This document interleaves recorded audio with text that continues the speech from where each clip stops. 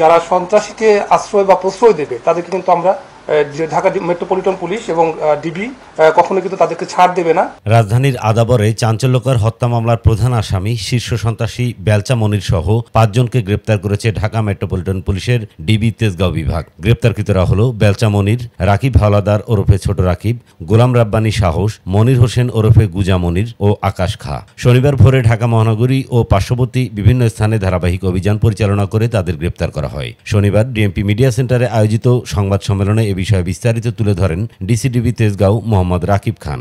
তিনি বলেন, বিষয়টি তদন্তনাধীন, এখনো পর্যন্ত আমরা এই বিষয়ে পুরোটাই আপনাকে পুরো পিকচারটা দিতে পারবো না, যেহেতু আমাদের কাছে প্রাথমিকভাবে সে স্বীকার করেছে যে তাদের মধ্যে দ্বন্দ্ব ছিল, সেটি আধিপত্য বিস্তারকে কেন্দ্র করে।